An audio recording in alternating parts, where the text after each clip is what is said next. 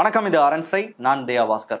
3-4 நாட்கள் கழித்து மீண்டும் அலுவலகம் செயல்பட ஆரம்பிச்சிருக்கு. இந்த இடைப்பட்ட காலத்துல சில செய்திகள் தொடர்பாகவும் சென்னை வெள்ளம் தொடர்பாக என்னுடைய பர்சனல் எக்ஸ்பீரியன்ஸையும் தான் இந்த வீடியோல நான் ஷேர் பண்ண போறேன். முதல்ல இந்த வெள்ளம் தொடர்பாக பல்வேறு டிஸ்கஷன் சமூக வலைதளங்களில் நடந்ததை நம்மளால பார்க்க முடிஞ்சது. குறிப்பாக 2015 வெள்ளம் மற்றும் 2023 இந்த இரண்டையும் ஒப்பிட்டு பல்வேறு டேட்டாஸ், பல்வேறு தரவுகளை முன் வச்சு விவாதங்களும், அது இல்லாம எப்படி இந்த ரெண்டு சக்சஸிவ் கவர்மெண்ட்ஸ், இந்த ரெண்டு கவர்மெண்ட்டும் எப்படி இதை ஹேண்டில் பண்ணியிருக்காங்க அப்படின்றது தொடர்பான ஒரு வாஸ்டான டிஸ்கஷன் சமூக வலைதளங்களில் நடந்தது. அண்ட் இது ரெண்டையுமே நம்ம நேரடியாக அனுபவப்பட்ட பலர் இருப்பாங்க. இந்த இரண்டு வெள்ளத்தையும் நேரில் பார்த்த சென்னைவாசிகள் பலர் இருப்பாங்க. அதில் நானும் ஒருத்தர், ரெண்டு வெள்ளத்தையும் நானும் பார்த்துருக்கேன். இது எனக்கு என்ன மாதிரியான எக்ஸ்பீரியன்ஸாக இருந்தது, எப்படி இருந்தது அப்படின்னு சொல்லி பார்த்தீங்கன்னா, கடந்த 2015ஆம் ஆண்டு அந்த வெள்ளம் வந்தது அப்படின்றது, அப்போ நான் காலேஜ் படிச்சிருந்த டைம். யூஸ்வலாக மழை பெய்யுறது, காலேஜ் லீவ் விடுறது, அதை எதிர்நோக்கி நம்ம காத்துட்டு இருப்போம். அப்படிதான் அந்த 2015 அப்படியும் இருந்தது. திடீர்னு காலையில் ஃப்ரெண்ட்ஸ்லாம் ரூம்லேருந்து எழுப்பினாங்க. எழுப்பி போயிட்டு கோட்டுப்புறம்ல பார்க்கும் பொழுது திடீரென மக்கள் எல்லாமே ரோட்டில் இருக்கிறத பார்த்தோம். ஃப்ரெண்டு தான் சொல்லி கூட்டு போனாங்க. எனக்கு வெள்ளம் வந்தது கூட தெரியாது. அந்தளவுக்கு காலை நான் பாட்டில் ஜாலியாக தூங்கிட்டு தான் இருந்தேன். மழை பெஞ்சிட்டு இருந்தது, ஒரு மார்னிங் அப்படின்னு சொல்லிட்டு நான் பாட்டில் தூங்கிட்டு தான் இருந்தேன். ஃப்ரெண்ட்ஸ் தான் எழுப்பி அங்கே கூட்டிகிட்டு போனாங்க. வெள்ளம் வந்துருச்சு, இந்த மாதிரி பல இடங்கள் காலி ஆயிடுச்சு, சென்னையில் முழுக்க வெள்ளம் வந்துருச்சு அப்படின்ற தகவலை சொன்னாங்க. அதுக்கப்புறம் அங்கே காலேஜ்லேருந்து பக்கத்தில் கோட்டுப்புறம் போய் பார்க்கும்பொழுது அந்த இடமே மக்கள் எல்லாரும் ரோட்ல சும்மா அந்த காலேஜ் ஃப்ரெண்ட்ஸ்லாம் டீ குடிக்கிற கடையில கை குழந்தையோட ஃபேமிலிஸோட நின்றுட்டு இருக்கிறதெல்லாம் பார்க்க முடிஞ்சது. அதுக்கப்புறம் தான் சென்னை என்ன மாதிரியான நிலைமைக்கு மாறி இருக்கு அப்படின்றத நம்மளால உணர முடிஞ்சது. ஒரு மிகப்பெரிய டேமேஜா சென்னைக்கு ஏற்படுத்துனுச்சு. கிட்டத்தட்ட யாருமே எதிர்பார்க்காத ஒரு வெள்ளம். யாருமே கெஸ்ஸே பண்ணல, அனுமானிக்கவே இல்லை. அப்படி ஒரு மோசமான வெள்ளம். ஏன்னா காலேஜ்லாம் அதுக்கு முன்னாடியே லீவ் விட்டுட்டாங்க. காலேஜ் இந்த மாதிரி ஃப்ளட் வர மாதிரி இருக்கு, வெள்ளம் வர மாதிரி இருக்கு, ஏரியை திறந்துட்டாங்க, செம்பரம்பாக்கம் ஏரியை திறந்துட்டாங்கிற மாதிரி அரசல் பொருசலாக தகவல் தான் வெளியாகிட்டு இருந்தது அந்த டைம்ல. அதுக்கப்புறம் அடுத்த நாள் மார்னிங் தான் இவ்வளவு மூர்க்கமாக சென்னை வெள்ளம் தாக்கிருச்சு. வெள்ளம் ஆல்மோஸ்ட் சூழ்ந்துருச்சு சென்னைன்ற அந்த அந்த அபாயத்தை அடுத்த நாள் காலையில மற்றவங்களை பார்க்கும்போது தான், ரோட்ல மக்கள் நிற்கும்போது தான், பால் விலை, பிரெட் விலை எல்லாம் ஏறி போய் அவங்க ரோட்ல நின்று இருக்கும்போது தான் பார்த்து உணர முடிஞ்சது. அந்த மாதிரியான இம்பாக்ட் இந்த முறை ஏற்பட்டிருக்கா அப்படின்னு கேட்டீங்கன்னா இல்ல. கவர்மெண்ட் ரொம்ப ப்ரோஆக்டிவாவே செயல்பட்டு இருக்காங்க. அதற்கப்புறமே 2015க்கு அப்புறமே தொடர்ச்சியாக டிசம்பர் மாசம் அப்படின்னாலே எல்லாருக்குமே பயம் வர ஆரம்பிச்சிருச்சு. சென்னையில டிசம்பர் என்ன நடக்க போகுது, இந்த வாட்டி டிசம்பர்ல நம்ம தப்பி போவோம், டிசம்பர்ல என்ன நடக்க போகுது, என்ன டேமேஜ் வரப்போகுது, அதுக்கப்புறம் வர்தா புயல் தொடர்ச்சியாக, அதுக்கப்புறம் வர சைக்ளோன், மழையா இருக்கட்டும், அது எல்லாமே டிசம்பர் மாத்திரம் நம்ம எப்படி கடத்த போறோம், என்ன மாதிரியான டேமேஜ் அதை ஏற்படுத்த போகுதுன்ற அந்த அச்சம்ன்றது தொடர்ச்சியாக நீண்டு கொண்டே தான் இருக்கு. நம்ம அதை எதிர்நோக்கி அதை ஃபைட் பண்றது நம்ம காத்துட்டே தான் இருக்கும். கவர்மெண்ட்ஸும் ரொம்ப ப்ரோஆக்டிவா அதுக்கப்புறம் எப்படி அதை ஃபேஸ் பண்ண போறோம்ன்றதை பார்த்து அதற்கான எல்லா நடவடிக்கையும் தொடர்ச்சியாக செஞ்சுட்டே இருக்காங்க. இந்த முறை அதற்கான நடவடிக்கைகள்லாம் எப்படி இருந்தது, சரியா செய்யப்பட்டதா அப்படின்னு கேட்டீங்கன்னா நிச்சயமாகவே சிறப்பாக செய்யப்பட்டது அப்படின்றதான் என்னுடைய ஒப்பீனியன். தொடர்ச்சியாக நடந்துட்டு இருக்கக்கூடிய இந்த டிசம்பர் மாதங்கள், கடந்த 2-3 வருடங்களாகவே வர்றது எல்லாமே ஆல்மோஸ்ட் ஃபேஸ் பண்ணக்கூடிய அளவுக்கு சென்னை ஸ்ட்ராங்கா இருக்கு அப்படின்றதான் பார்க்க முடிஞ்சது. ஆனா இந்த முறை வந்த இந்த மழை இந்த மிச்சாங் புயல் அப்படின்றது ஒரு மிகப்பெரிய டேமேஜை ஏற்படுத்தியிருக்கு. கிட்டத்தட்ட சண்டேல இருந்து மழை பெஞ்சிட்டு இருக்கு. கிட்டத்தட்ட சண்டேல இருந்து அடுத்து ஒரு 36 மணி நேரம் பெஞ்ச மழை அது ஏற்படுத்தின டேமேஜ் அப்படின்றது ரொம்ப சீரியஸான டேமேஜை ஏற்படுத்தியிருக்கு. எல்லா இடத்துலயுமே ட்ரெண்டான வேளச்சேரி அப்படின்ற அந்த பகுதியில தான் நான் இருந்தேன். அந்த இடத்துல சுத்தி வெள்ளம் சூழ்ந்து அந்த இடத்துல இருந்து வெளியே போக முடியாம யாரும் உள்ள வர முடியாத ஒரு சூழல் தான். நாங்களாம் யங்ஸ்டர்ஸா இருக்கிறதுனால எங்களால் அதை மேனேஜ் பண்ணிக்க முடிஞ்சது, சமாளிக்க முடிஞ்சது. ஆனா கை குழந்தைய வச்சுட்டு இருக்கவங்க, வயதானவர்கள் அப்படின்றவங்களுடைய நிலைமை அப்படின்றது ரொம்ப மோசமா இருக்கு. அப்பப்போ வாலண்டியர்ஸ் ஹெல்ப்லாம் பண்றாங்க. பட் இந்த சிச்சுவேஷன் அப்படின்றது ரொம்ப வேர்ஸ் இருக்கு. அந்த தண்ணி போறதுக்கான பாதை அப்படின்றது இருக்கான்னு கேட்டீங்கன்னா இல்ல. அந்த இடத்துல இருந்து வேளச்சேரி, பள்ளிக்கரணை, துறைப்பாக்கம், அந்த இன்னும் நல்லா உள்ள போனீங்கன்னா பெரும்பாக்கம், செம்மஞ்சேரி, இந்த சைடு வியாசர்பாடி, முல்லை நகர், INTUC நகர், ரெட்டேரி, இப்படி சென்னை முழுக்க பரவலான இடங்கள்ல, புறநகர் பகுதிகளில் மிக மோசமான டேமேஜை இந்த புயல் ஏற்படுத்தியிருக்கு. சிட்டி அப்படின்றது எப்படி இருக்குன்னு கேட்டீங்கன்னா, சிட்டி நார்மலா இயங்கிட்டு இருக்கதை பார்க்க முடிஞ்சது. நேற்று வெளியே வரும்பொழுது கொஞ்சம் ஒரு 2-3 தெருக்களை நான் தள்ளி வந்தேன் அப்படின்னா மெயின் ரோடுக்கு வந்துட முடியுது. அந்த இடத்துல பார்த்தா எல்லாமே நார்மலா இருக்கு. அங்க எல்லாரும் போறாங்க, வாங்கிட்டு வராங்க, ரிலீஃப் ஒர்க்ஸ் நடந்துட்டு இருக்கு, அமைச்சர்கள், அதிகாரிகள் நடந்துட்டு இருக்காங்க, காவல்துறை நடந்துட்டு இருக்காங்க, எல்லாரும் வேலை செஞ்சுட்டு மக்களுக்கு ரிலீஃப் கொடுத்துட்டு இருக்காங்க. இன்னொரு பக்கம் இந்த வேலை எல்லாமே மெயின் ரோட்ல, சிட்டின்றது ரொம்ப நார்மலா இயங்கிட்டு இருக்கிறத பார்க்க முடிஞ்சது.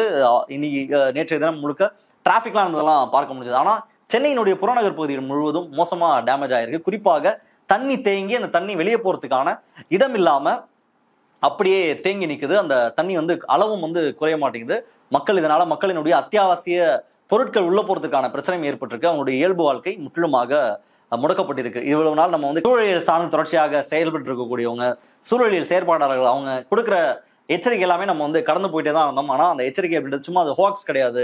நம்ம போற போக்கில் அதை கடந்து போயிடலாம். அது அவங்க சொல்றதுன்றது ஒரு ஆதாரமற்றது, இல்ல அறிவியலுக்கு முரணானது அப்படின்னு நம்ம கடந்து போயிட முடியாது. சூழலியல் பிரச்சனை அப்படின்றது ரொம்ப முக்கியமான பிரச்சனை. அதை அட்ரஸ் பண்ணியே ஆகணும். கவர்மெண்ட் சூழலியல் தொடர்பான பிரச்சனைகளை காது கொடுத்து கேட்கணும். அதை நம்ம கேட்கல அப்படின்னா அதுக்கான டேமேஜ் அப்படின்றதை நம்ம தான் கொடுக்க போறோன்றதை மீண்டும் மீண்டும் இந்த மாதிரியான பெரு வெள்ளங்கள் வந்து நமக்கு உணர்த்திட்டே இருக்கு. இன்னும் நம்ம பேசிட்டு இருக்கிற இந்த சூழலையும் பலருக்கும் ரிலீஃப் போய் சேர வேண்டிய அந்த வேலை நடந்துட்டு இருக்கு. வாலண்டியரிங் ஒர்க் நடந்துட்டு இருக்கு. எல்லாரும் தங்களுக்கான ஹெல்ப்பை வேண்டி எல்லா இடத்துலையும் கேட்டுட்டு இருக்காங்க.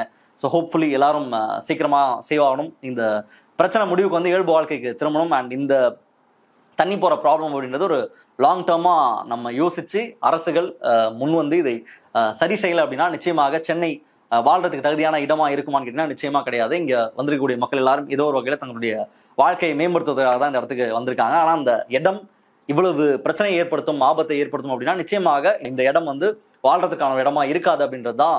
போக போக இந்த பிரச்சனை தொடர்ந்து கொண்டே இருந்தா அந்த இடத்துக்கு தான் இந்த வெள்ளம், மழை இல்ல இந்த சூழலியல் பிரச்சனை கொண்டு வந்து சேர்க்கும் அப்படின்றது தான் நம்மளுடைய புரிதல். 2015 கம்பேர் பண்ணும்போது 2023 ரொம்ப சிறப்பாகவே தான் அரசுகள் கையாண்டிருக்காங்க. புறநகர் பகுதிகளில் நிறைய இடங்கள்ல பிரச்சனை இருக்கு. அரசு இவ்வளவு தூரம் செயல்படுறதுனால இந்த 4000 கோடிலாம் டெண்ட் ஆயிட்டு இந்த 4000 கோடி என்ன பண்ணாங்க, 4000 கோடி என்ன ஆச்சுன்னு சொல்லி இங்க அரசியல் செய்யலாம் நம்மளால பார்க்க முடிஞ்சது. அதற்கான நேரம் இதுவா அப்படின்னு கேட்டீங்கன்னா நிச்சயமா கிடையாது. பெட்டரா தான் கவர்மெண்ட் வந்து ஹேண்டில் பண்ணியிருக்காங்க. பட் அஃப்கோர்ஸ் தண்ணி தேங்க போக வேண்டிய இடங்கள்ல இந்த பிரச்சனைகளை நம்ம ஃபேஸ் பண்ணி தான் ஆகணும், ஃபேஸ் பண்ணிட்டு தான் இருக்கும். இதுக்கு கவர்மெண்ட் தான் பொறுப்பேற்கணும். கன்சிக்யூட்டிவ் கவர்மெண்ட்ஸ் தான் இதுக்கான ஆன்சரை கொடுக்கணும். ஆனா இந்த பிரச்சனை அரசு சிறப்பாக தான் கையாண்டிருக்காங்க. மக்கள் ஓரளவுக்கு அவங்களால இன்னைக்கு எல்லா இடத்துக்கும் மூவ் ஆக முடியுது. சில இடங்களை தவிர்த்து பாக்கி எல்லாராலையும் மூவ் ஆக முடியுது. 2015 இதுதான் ஒரு மிகப்பெரிய சேலஞ்சா இருந்தது. அன்னைக்கு வந்து மெட்ரோ அப்படின்ற ஒரு ஆப்ஷன் இல்லை. மெட்ரோ அன்னைக்கு நல்லா திறந்துட்டாங்க. அந்த ஆப்ஷன் மட்டும் இல்லைன்னா வெளியூருக்கே யாராலையுமே போயிருக்க முடியாது. எப்படியோ அந்த மெட்ரோனால தான் கோயம்பேடு போய் எல்லாரும் வெளியூருக்கெல்லாம் தப்பி செல்ல முடிஞ்சது. இந்த முறை அது அப்படி ரோடுகள் எல்லாமே ரொம்ப கிளியரா தான் இருந்துச்சு. சிட்டிக்குள்ள நம்மளால டிராவல் பண்ணிக்க முடியும். வெளியே வந்து உள்ள வர்றதுக்கான அந்த ஸ்கோப்லாம் இருக்கு. எல்லா இடமும் முடங்கி போகாம இருந்தது இந்த அரசனுடைய வெற்றியா நம்ம பாக்குறோம். பட் புறநகர் பகுதிகளில் ஒரு மிகப்பெரிய டேமேஜை இந்த வெள்ளம் ஏற்படுத்தியிருக்கு. இன்னைக்கு வரைக்கும் மக்கள் வந்து கஷ்டப்பட்டு இருக்காங்க. ரிலீஃப்ஸ் போய் சேர்ந்துட்டு இருக்கு. தண்ணி வராம இருக்கு. அவங்களுடைய அத்தியாவசிய பொருட்கள் அதுவும் இல்லாம மக்கள் தவிச்சிட்டு இருக்காங்க. அண்ட் குறிப்பாக தண்ணி இல்லாம இருக்காங்க. குழந்தைங்களை பெரியவங்களை வச்சுட்டு இருக்க நிலைமை அப்படின்றது மோசம்தான். அரசு சீக்கிரமா உரிய நடவடிக்கைகளை மேற்கொள்ளணும் அப்படின்றதான் நம்மளுடைய பார்வை. இந்த டைம்ல குறிப்பா சண்டே ஒரு முக்கியமான டிசம்பர் 3 5 மாநில தேர்தல் முடிவுகள் வெளியாச்சு. இதுல யார் ஜெயிப்பா அப்படின்ற ஒரு மிகப்பெரிய ஒரு போட்டி இருந்த இடத்துல இன்னைக்கு வந்து பாஜக ஜெயிச்சிருக்காங்க. அவங்க தான் பெரும்பான்மையாக ஜெயிச்சிருக்காங்க. பெரும்பான்மையான மாநிலங்களை அவங்க தான் கைப்பற்றிருக்காங்க. தெலுங்கானால மட்டும் காங்கிரஸ் ஜெயிச்சிருக்கு. ரேவந்த் ரெட்டி முதல்வராக பொறுப்பேற்க இருக்காரு.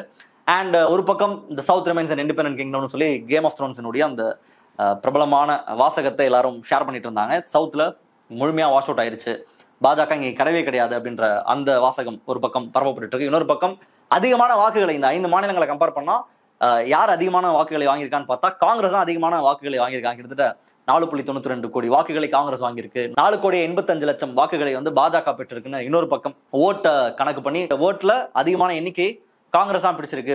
ஓட்டு சதவீதத்தில் கூட ரொம்ப பெரிய மேஜர் டிஃபரன்ஸ்லாம் பாஜக ஜெயிக்கல, ஒரு சிறிய டிஃபரன்ஸ் தான் ஜெயிச்சிருக்காங்க. அதனால பாஜக ரொம்ப ஆட வேணாம். 2024 தேர்தலில் இந்தியா அலையன்ஸ் தான் வெற்றி பெறும் அப்படின்ற கருத்தையும் பலரும் முன்வச்சிட்டு இருக்காங்க. இந்த சூழல்ல இந்த 5 மாநில தேர்தல் முடிவுகள் தொடர்பாக நாடாளுமன்ற உறுப்பினர் செந்தில் தெரிவித்த ஒரு கருத்து அப்படின்றது சமூக வலைதளங்களில் வைரல் ஆகிட்டு இருக்கு. கிட்டத்தட்ட நார்த்ல ஒரு மிகப்பெரிய பிரச்சனையாவே ஆக்கிட்டாங்க. அண்ட் மீடியாஸ் அது ஒரு இன்னும் மிகப்பெரிய பிரச்சனை ஆக்கிட்டாங்க. தமிழ்நாடுல இந்த சென்னையில மழை வெள்ளம் காரணத்தினால இந்த பிரச்சனை மிகப்பெரிய பேசு பொருளாக மாறல. பட் நார்த் இந்தியன் மீடியா எல்லாம் இது ஒரு முக்கியமான பேசு பொருளாக மாறி இருக்காங்க. இன்னைக்கு நாடாளுமன்ற உறுப்பினர் செந்தில் அவரே வந்து மறுப்பும் கேட்டிருக்காரு. அது தான் தெரிவித்த கருத்து தவறாக புரிந்து கொள்ளப்பட்டிருக்கிறது, அதற்கு மன்னிப்பு கோருவதாகவும் அவர் தெரிவிச்சிருக்காரு. அப்படி அவர் தெரிவித்த கருத்து என்ன அப்படின்னு கேட்டீங்கன்னா, இந்த பாஜகவினுடைய இந்த வெற்றி தொடர்பாக அவர் பேசும்பொழுது பாஜக வெற்றி பெற்றிருக்கக்கூடிய மாநிலங்களை வந்து நாங்க கோமுத்ரா ஸ்டேட்ஸ்ன்னு சொல்லி நாங்க சொல்லுவோம் அப்படின்றதை நாடாளுமன்றத்திலே தருமபுரியினுடைய நாடாளுமன்ற உறுப்பினர் செந்தில்குமார் அவர்கள் தெரிவிச்சிருந்தாங்க. இது ஒரு மிகப்பெரிய பிரச்சனையை ஏற்படுத்தி இருக்கு.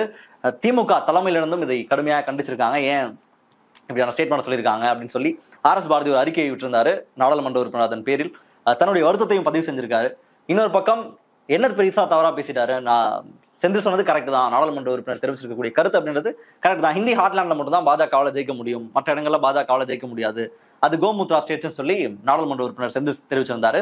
மதிமுகவுடைய பொதுச் செயலாளர் வைகோ நாடாளுமன்ற உறுப்பினர் செந்தில் தெரிவிச்ச கருத்து அப்படின்றது சரிதான் அப்படின்றதை தெரிவிச்சிருக்காரு. அவர் தெரிவிச்ச கருத்துல எந்த தப்பும் கிடையாது, ஹிந்தி ஹார்ட்லேண்ட்ல மட்டும் தான் பாஜகவால ஜெயிக்க முடியும், அது கோமுத்ரா ஸ்டேட்ஸ் தான் ஆப்வியஸ்லின்ற கருத்தை வைகோவும் தெரிவிச்சிருக்காரு. இன்னைக்கு சமூக வலைதளங்கள்ல வடநாட்டு ஊடகங்கள்ல இந்த செய்தி தான் முக்கியமான பேசு பொருளா மாறி இருக்கு.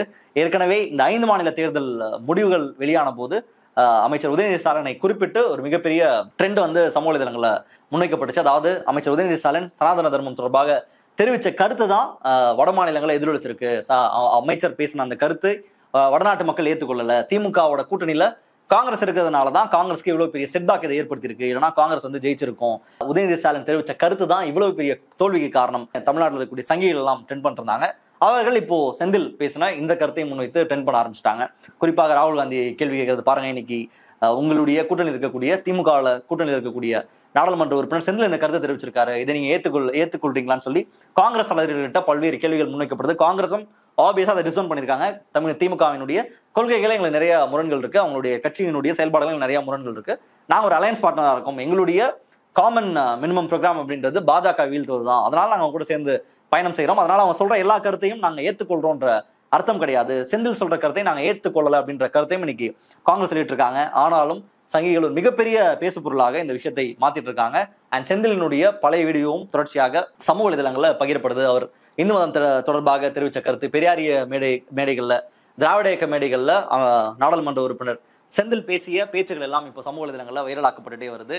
அண்ட் நார்த் இந்தியன் மீடியா முழுக்க செந்தில் பேசிய இந்த கருத்தை தான் இன்னைக்கு ட்ரெண்ட் ஆக்கிட்டு இருக்காங்க. அதுவும் குறிப்பாக தமிழக பாஜக தலைவர் அண்ணாமலை அவர்களும் செந்திலினுடைய இந்த கருத்தை முன்வைத்து ஒரு அறிக்கையெல்லாம் வெளியிட்டிருக்காரு.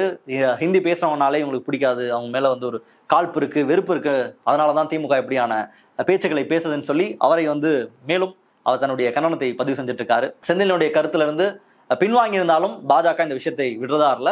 தமிழ்நாட்டில் இங்க இருக்கக்கூடிய வெள்ளம், பெருவெள்ளம் பிரச்சனை நம்ம ஃபேஸ் பண்ணிட்டு இருக்கோம், மற்ற பிரச்சனை நம்ம ஃபேஸ் பண்ணிட்டு இருக்கோம். தமிழ்நாட்டில் இது பேசு பொருளாக மாறல. ஆனா வட இந்தியால இது ஒரு முக்கியமான பேசு பொருளாக மாறி இருக்கு. அண்ட் இதை வைத்து வட இந்தியால ஒரு இம்பாக்ட் ஏற்படுத்த முடியுமான்னு கேட்டீங்கன்னா என்னுடைய ஒப்பீனியன் அப்படிலாம் பண்ண முடியாது. அண்ட் சனாதன தர்மம் இந்த கருத்தை முன்வைத்து தான் இன்னைக்கு காங்கிரஸ் தோத்துருச்சு வடநாட்டில் அப்படின்னு சொன்னா அந்த கருத்தெல்லாம் நிச்சயமாக ஏற்றுக்கொள்ளக்கூடிய ஒன்றும் இல்லை, செல்லுபடியாகக்கூடிய ஒன்றும் கிடையாது. அதை எதாவது வேணா தங்களுக்கு தாங்களே சந்தோஷமான அடைஞ்சுக்கலாம், இதனாலதான் தோத்து போச்சு அப்படின்னு. ஆனா அந்த தோல்வி அப்படின்றதும் அந்த காங்கிரஸ் அந்த மாநிலங்கள் இருக்கக்கூடிய பாலிடிக்ஸ், அங்க இருக்கக்கூடிய அந்த டைனமிக்ஸ் தான் காங்கிரஸ் தோல்வி அடைஞ்சிருக்காங்க. அந்த தோல்வியும் நான் தொடக்கத்தை சொன்ன மாதிரி ஒரு பெரிய தோல்விலாம் கிடையாது, ரொம்ப ஒரு மினிமலான தோல்வி தான். நிச்சயமாக இது 2024 ஒரு பாடமாக அமையும். மற்றபடி இவங்க சொல்ற மாதிரி செந்தில் பேசின கருத்தோ இல்ல உதயநிதி ஸ்டாலின் தெரிவிச்ச கருத்தோ அவங்க செட்பேக்கா அப்படின்னு கேட்டீங்கன்னா நிச்சயமா வட இந்தியால இது காங்கிரஸ் செட்பேக்காலாம் இருக்காது. தமிழ்நாட்டில் செட்பேக்கா இருக்குமான்னு கேட்டீங்கன்னா நிச்சயமா தமிழ்நாட்டில் செட்பேக்கே கிடையாது. அவங்க இன்னும் வெற்றி பெறுவதற்கு தான் இந்த கருத்துக்கள் உதவும் அப்படின்றதான் நம்மளுடைய பார்வை. மற்றொரு நிகழ்ச்சியில் சந்திப்போம். நன்றி, வணக்கம். அரண்சை நண்பர்களுக்கு வணக்கம். அரண்சை ஊடகம் சுயேட்சையாக இயங்குவதற்காகவே உருவாக்கப்பட்டது. நாம் செய்கிற வேலை உண்மையிலேயே மக்களுக்காக செய்கிறோம் என்பதை நீங்கள் நம்பினால், வாய்ப்பு இருந்தால் இந்த ரேசர் பே கியூஆர் கோடுக்குள்ளே நீங்கள் வந்து அதை ஸ்கேன் பண்ணி எங்களுக்கு உங்களால் இயன்றதை விருப்பம் இருந்தால் ஆதரவு தெரிவிக்கலாம்.